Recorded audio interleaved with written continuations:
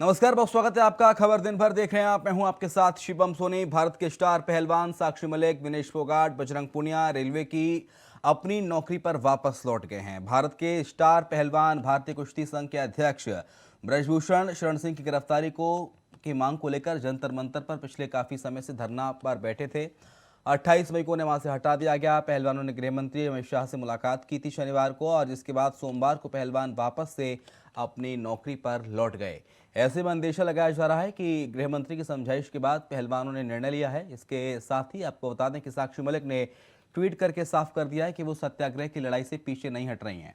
Railway में अपनी जिम्मेदारी निभाने के साथ ही उनकी लड़ाई भी जारी रहेगी।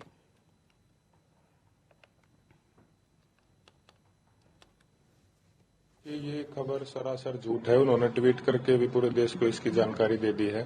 लगातार 2-3 दिन से जो मीडिया में माहौल बनाया जा रहा है वो हमारे समर्थकों को तोड़ने का जो माहौल है, कृपया मैं उन सभी खबरों का खंडन करता हूं। ना तो हमारा कोई समझौता हुआ है किसी भी प्रकार से, और ना ही हम पीछे हटे हैं, और आगे भी ना हम हटने वाले हैं। आगे भी आप इन फेक न्यूज पे कृपया करके ना चलाएं। दूसरा, हम जैसे जंतर मंतर पे जो घटना हमारे साथ हुई है 28 तारीख को, हमको वहां पे ना जाने की परमिशन है।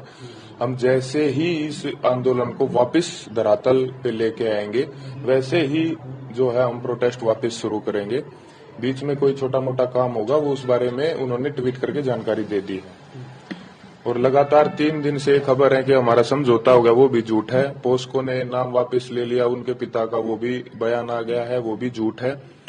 तो इस तरह से हमारे समर्थकों को तोड़ने के लिए कृपया खबरें ना चलाएं। वाराणसी की एमपी एमएलए कोर्ट ने माफिया और पूर्व विधायक मुख्तार अंसारी को अवधेश राय मर्डर में उम्र कैद की सजा सुनाई है। इससे पहले अदालत ने उन्हें दोषी माना था। दोपहर 2 बजे के बाद इस पर सजा सुनाते हुए कोर्ट ने उम्र कैद के साथ 1,20,000 का जुर्माना भी लगाया।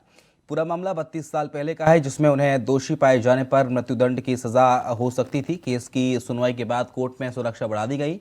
पिछले 1 साल में मुख्तार अंसारी को 4 मामलों में सजा सुनाई जा चुकी है, लेकिन इन सभी मामलों में अवधेश राय मर्डर इस लिहाज से अहम माना जा रहा था क्योंकि दोषी पाए जाने पर मुख्तार अंसारी को फांसी की सजा सुनाई जा सकती थी। मुख्तार अंसारी इसके खिलाफ हाईकोर्ट में अपील कर सकते हैं।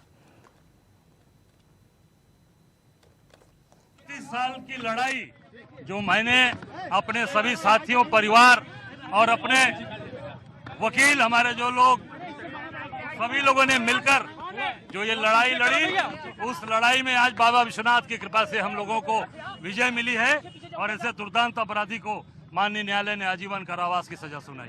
कितनी बड़ी जीत मानते हैं इसे? अरे ये आज हम लोगों के जीवन का 32 साल से जिसका इंतजार कर रहे थे, आप 32 साल के बाद ये फैसला आया है, तो अब इसका आप समझ सकते हैं कि हम और मेरा परिवार और हमारे बड़े भाई की बिटिया अवधेश भैया की, सभी लोग बहुत ही न्यायपालिका का शुक्रगुजार है। सब लोग धन्यवाद देते हैं। ने जो डटकर काम किया था, जो डटकर हम लोगों ने गवाही की थी, जीरा किया था, और जो हम लोगों ने साक्ष्य दिया था, उससे ये लगता था कि निश्चित तौर से इस ज्यादा से ज्यादा सजा इनकी होगी, और वो न्यायपालिका ने उनको ये किया। बहुत खतरा पहले से भी है, लगातार खतरा बढ़ता जा रहा है, पर सरकार मेरी सुरक्षा व्यवस्था के नाम पर कुछ नहीं, 2-3 गनर दे रखा है। मैं लगातार ये मांग कर रहा हूँ कि ये सुरक्षा बढ़ाई जाए, और सुरक्षा नहीं बढ़ाई जा रही है। तो मुख्तार अंसारी को सजा का ऐलान हो गया है। वाराणसी के एमपी एमएलए कोर्ट ने सजा का ऐलान किया है और मुख्तार अंसारी को उम्र कैद की सजा सुनाई है। 1991 में अवधेश राय हत्याकांड मामले में सजा का ऐलान हुआ है। रिपोर्ट आपको एक दिखाते हैं।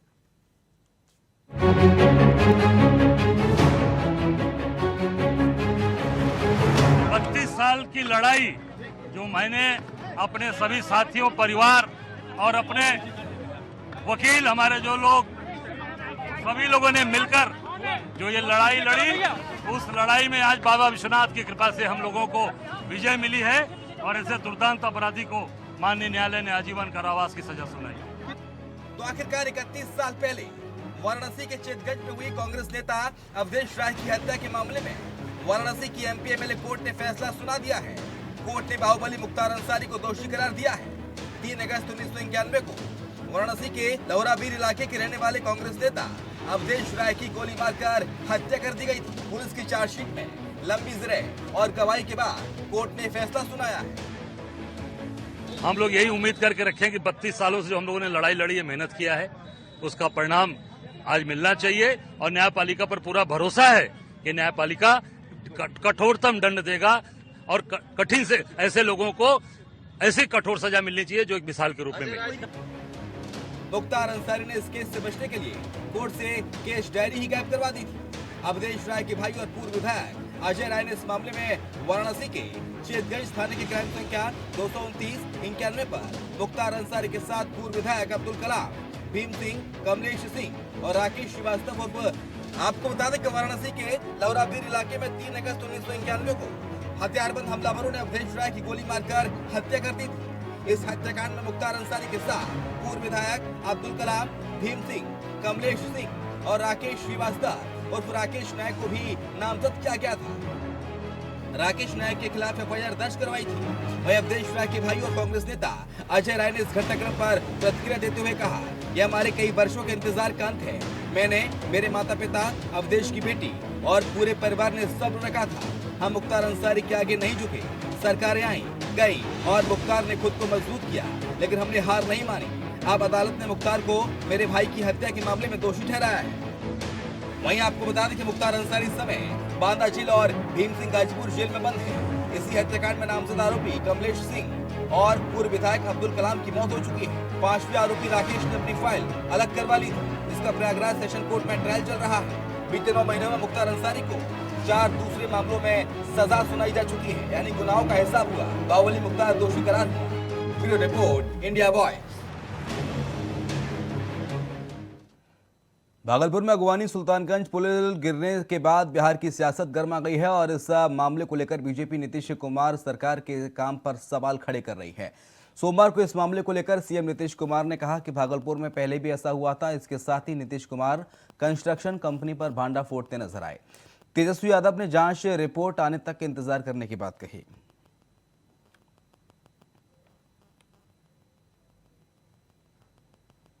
पुल पर सियासत जोरदार है। पुल की पोल खुल गई। तस्वीरें देखिए किस तरह से भरभरा कर ये पुल गिर गया।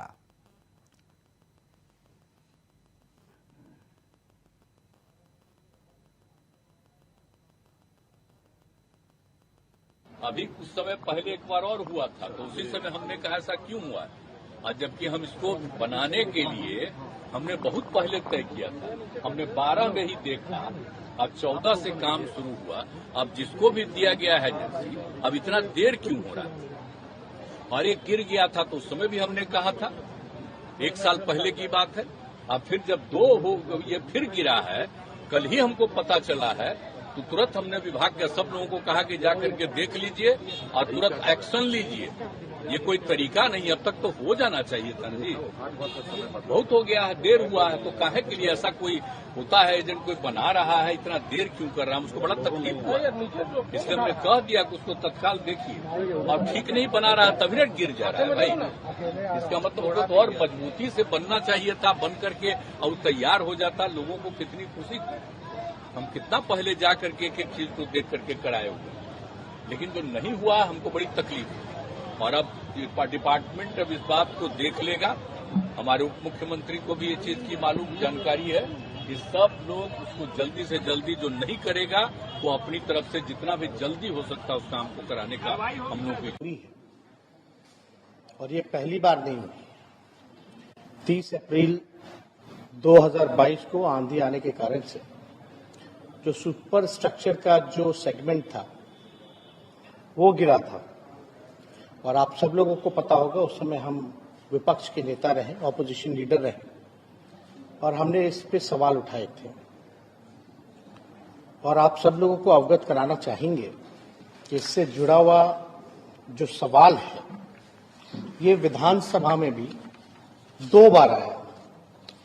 पहला सवाल जो आया था वो अजीत शर्मा जी का था। वो दिनांक 1 मार्च 2023 को आया था।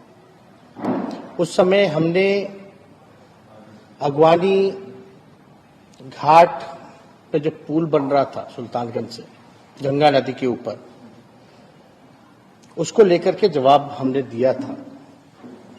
और वो जवाब आप लोगों के समक्ष है, यहां पर है। और दूसरा सवाल एक और आया था वो तारीख है 13 मार्च 2023। ये डॉक्टर संजीव हैं, परबत्ता के विधायक हैं, उन्होंने पूछा और दोनों बार हमने जवाब में ये बताया था कि दुर्घटना की जांच जो है प्रतिष्ठित संस्थान आईआईटी बॉम्बे, आईआईटी रुड़की एवं एनआईटी पटना के विशेषज्ञ प्रोफेसर द्वारा कराया जा रहा है, ताकि जो कारणों का सही पता लग पाए। और आप सब लोग जानते हैं स्ट्रक्चरल में जो बेहतर संस्थान जिसको माना जाता है वो आईआईटी रुड़की को माना जाता है। जब पहली बार ये घटना हुई थी, जब हम नेता विरोधी दल थे, तो उस समय जो सेगमेंट जो टूटा था उसको लेकर के हम सब लोग आशंका में थे, शक में थे कि भाई इसकी पूरी तरीके से चाहे स्पैन हो, स्ट्रक्चरल हो, सारे सेगमेंट्स की जो है हम लोग जांच करा लें, उसके बाद जो हम लोग कोई कदम उठाएं। हमने नवंबर में रिव्यू मीटिंग भी की थी पथ निर्माण विभाग की, जिसमें हम सब लोगों ने निर्देश दिया था कि इसकी जांच होनी चाहिए। सारे संस्थानों को हम लोगों ने अप्रोच किया और आईआईटी रुड़की को हम लोगों ने खास तौर पे माना कि इसका जो रिपोर्ट होगा उस आधार पे हम लोग काम करेंगे। आईआईटी रुड़की का ये रिपोर्ट है, पियर नंबर 5 आगवानी घाट सुल्तानगंज ब्रिज को लेकर के। इसमें साफ साफ इस रिपोर्ट में अगर हम पढ़ें तो हम आपको बता दें, on the 30th of April 2022, during a reported thunderstorm and under windy condition, यानी आंधी तूफान के कारण जो है वो गिरा, और IIT Roorkee was approached to investigate the incident to try to come up with technical reason for this incident. Uttarakhand में लोकसभा की 5 सीटें और इसी सीट पर सियासी दल अपनी जीत का दावा भी कर रहे हैं। चुनाव के लिए भाजपा और कांग्रेस तैयार भी दिख रहे हैं, लेकिन सियासी दलों के पास जिताऊ और टिकाऊ कैंडिडेट की कमी नजर आ रही है, जिससे सियासी दल चिंतित भी हैं और परेशान भी। लेकिन फिर भी इस चुनाव में अपनी अपनी जीत का दावा जरूर कर रहे हैं, क्योंकि उन्हें भरोसा है कि पार्टी के कार्यकर्ता और संगठन की रीति नीति पर आम जनता भरोसा करेगी। रिपोर्ट देखिए।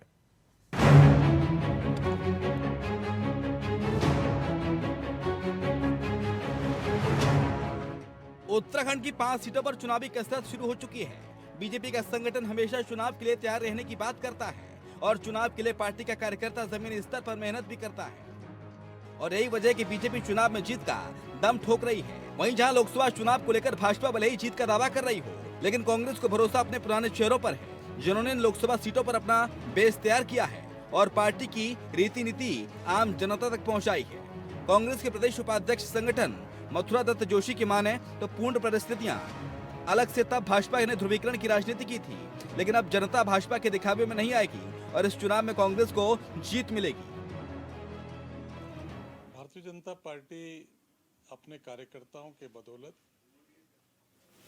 अपने कार्यकर्ताओं के संपर्क, प्रवास, कार्यक्रम और अपनी प्रदेश और केंद्र की जो योजनाएं हैं कल्याणकारी, उन योजनाओं को जन जन तक पहुंचाने का काम निरंतर भारतीय जनता पार्टी करती रहती है।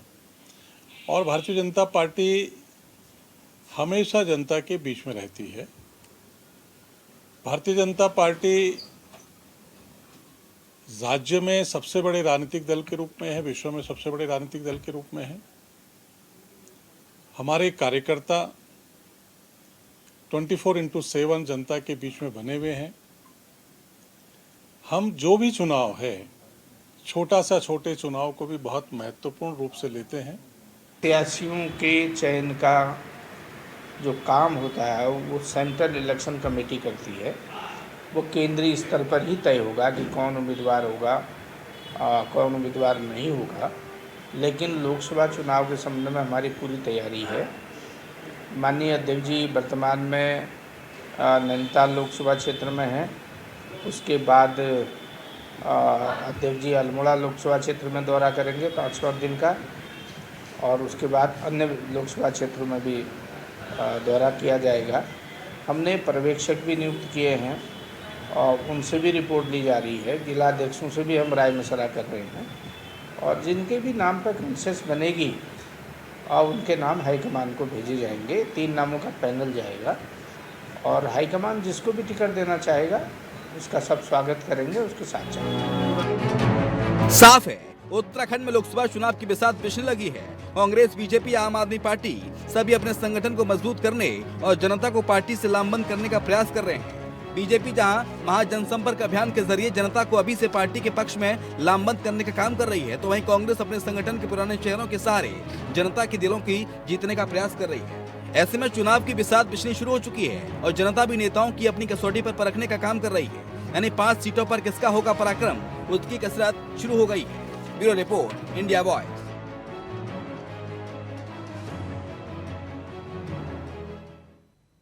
पीएम मोदी के नेतृत्व में केंद्र सरकार के 9 वर्ष पूरे होने पर भाजपा के राष्ट्रीय उपाध्यक्ष राधा मोहन सिंह और मथुरा की सांसद हेमा मालिनी भाजपा ने कार्यकर्ता सम्मेलन में भाग लिया, जहां उन्होंने मीडिया से बातचीत करते हुए मोदी के सरकार के 9 सालों की उपलब्धियां गिनाई। मथुरा सांसद हेमा मालिनी ने अयोध्या के भव्य राम मंदिर में बनने के बारे में बोलते हुए कहा कि मथुरा के वृंदावन में भी बांके बिहारी का भव्य कॉरिडोर बनना चाहिए। वहीं राज्यसभा सांसद राधा मोहन सिंह ने भी सरकार की यमुना शुद्धिकरण को लेकर किए जा रहे कामों को बताया और कहा कि हमारी सरकार का गंगा के साथ यमुना को भी साफ रखने का मुख्य मुद्दा है। कार्य बहुत किया है। 456 किलोमीटर की स्वीकृत 52 नई सड़कें वो 267 करोड़ में बना है, निर्माण किया गया है। उसके अलावा 51 किलोमीटर लंबाई के सड़कों की मरम्मत की गई है। ये सब भारत सरकार की वो थ्रू, बट मेरे कहने के ऊपर सब ये सब काम हुआ है ऐसे सांसद। और पीडब्ल्यूडी का मथुरा द्वारा किए गए सड़कों का कार्य है और राष्ट्रीय राजमार्ग पर अंडरपास के निर्माण का कार्य बहुत हुआ है इधर, क्योंकि यहाँ के स्थानीय लोग आकर मुझे हर वक्त बोलते थे यह प्रॉब्लम है, तो वो मैं सब कुछ कह के वो सब करवाया है। फिर फुट ओवर ब्रिजेस का भी किया, फैसिलिटेशन सेंटर का निर्माण हुआ है। मथुरा वृंदावन विकास प्राधिकरण द्वारा मुक्ता काशी रंगमंच का निर्माण कार्य बहुत सुंदर सा 12 करोड़ में चल रहा है। अभी बहुत जल्द उसका रेडी हो जाएगा। वृंदावन में भी एक ऑडिटोरियम बन रहा है। हृदय योजना के अंतर्गत 40 करोड़ का स्वीकृत धनराशि हुआ है। फिर ब्रज तीर्थ विकास परिषद द्वारा स्वीकृत विकास कार्य, कुल कराए गए कार्यों की 110 करोड़, कार्य लागत 445 करोड़ का काम, ऐसा बहुत काम किया है। और उत्तर प्रदेश में नमामि गंगे के तहत वो यमुना का शुद्धिकरण का काफ़ी काम हो रहा है और थोड़ा और बचा हुआ वो भी काफ़ी लागत से चल रहा है उसका भी काम। देन ऐसे उज्ज्वला योजना के अंतर्गत 1 करोड़ 85 लाभार्थियों को मुफ्त गैस, ये सब अभी उन्होंने बताई। सोमवार को 2 दिवसीय दौरे पर केंद्रीय मंत्री और अमेठी सांसद स्मृति ईरानी रायबरेली पहुंची। यहां पर सबसे पहले उन्होंने सलोन विधानसभा क्षेत्र के राजापुर चक बीवी जाकर मजदूर किसानों और शिकायतकर्ताओं की शिकायतें सुनी। जिम्मेदार अधिकारियों से वहीं फोन पर शिकायतों पर संज्ञान लेकर कार्रवाई करने के निर्देश दिए। 2024 का लोकसभा चुनाव करीब है, इसको लेकर लगातार केंद्रीय मंत्री और अमेठी सांसद जिला रायबरेली दौरे पर बार बार आ रही हैं। रायबरेली पहुंची अमेठी सांसद स्मृति ईरानी, चौपा लगाकर उन्होंने शिकायतें सुनी।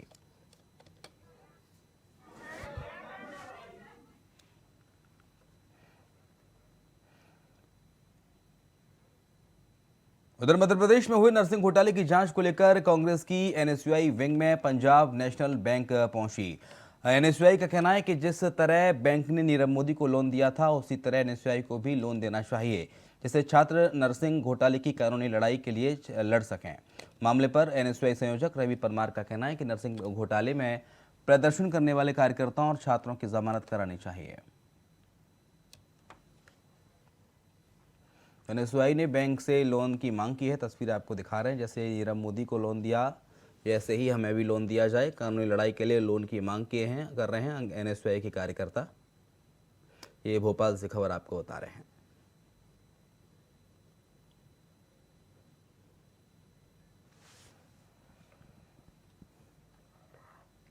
छतरपुर जिले के भगवा अनुभाग में भीमकुंड के पास एक ट्रैक्टर पेड़ से टकरा गया, जिस वजह से ट्रॉली में सवार 2 दर्जन से अधिक लोग घायल हुए हैं।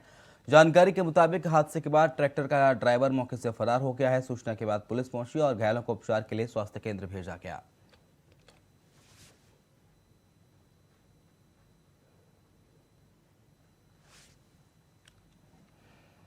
उन्नाव के अजगैन से खबर आई है, जहां दामाद ने अपनी पत्नी और सास पर तलवार से हमला कर दिया। तलवार के हमले से मां बेटी को गंभीर चोटें आई हैं। भाई के फैसले करने की बात पर दामाद ने मां बेटी पर हमला किया। साथ ही घायल लड़की के भाई ने बताया कि उसका बहनोई उसकी बहन को जबरदस्ती रखना चाहता था, जिस पर घर वालों ने मना कर दिया। जिस बात को लेकर युवक ने अपनी पत्नी और सास पर तलवार से हमला कर दिया।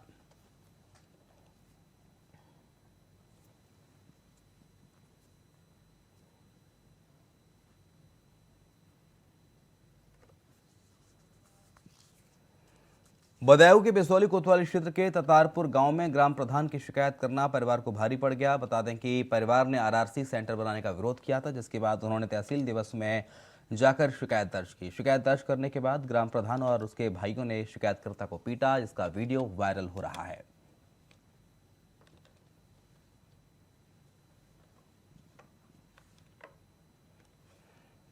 झारखंड के गोड्डा से सांसद निशिकांत दुबे ने देवघर डीसी मंजूनाथ भजंत्री को झारखंड का दूसरा छवि रंजन करार दिया है। वहीं आईएएस छवि रंजन जिन पर सेना की जमीन बेचने का आरोप है। रिपोर्ट देखिए। तो क्या झारखंड घोटाला प्रदेश में तब्दील होता जा रहा है? घोटाला और झारखंड का ऐसा साथ रहा जो सियासी सवाल बनकर मुंह बाहे खड़ा है। एक आरोप खत्म नहीं होता, एक नया केस उजागर हो जाता है। अभी जमीन घोटाले का मामला शांत भी नहीं हुआ था। इस मामले में बीजेपी नेताओं ने कुछ ऐसे दावे किए, कुछ ऐसे आरोप लगाए हैं, जिससे एक बार फिर से इस मामले ने प्रदेश की सियासत को गरमा दिया है। दरअसल बीजेपी की गोड्डा से सांसद निशिकांत दुबे ने एक दावा करते हुए देवघर के डीसी मंजूनाथ भजंत्री को झारखंड का दूसरा छवि रंजन करार दिया है। अरे वही छवि रंजन जिन पर सेना की जमीन बेचने का आरोप लगा है, जो फिलहाल ईडी की गिरफ्त में है। दरअसल निशिकांत दुबे ने सूबे के मुख्यमंत्री हेमंत सोरेन को टैग करते हुए ट्वीट किया, जिसमें उन्होंने लिखा, मुख्यमंत्री हेमंत सोरेन जी, ये सबूत है डीसी देवघर के लिए। चारुशिला ट्रस्ट की जमीन को अवैध तरीके से बेचने वाली सतनाली परिवार को आपके उपायुक्त ने अंचल अधिकारी, अनुमंडल पदाधिकारी के विरोध के बावजूद गलत जमीन का एलपीसी दे दिया। मार्च में जमीन गलत, लेकिन 2 महीने बाद अप्रैल में जमीन सही। सांसद निशिकांत दुबे ने अपने इस ट्वीट के साथ सुप्रीम कोर्ट के जजमेंट को भी टैग किया है।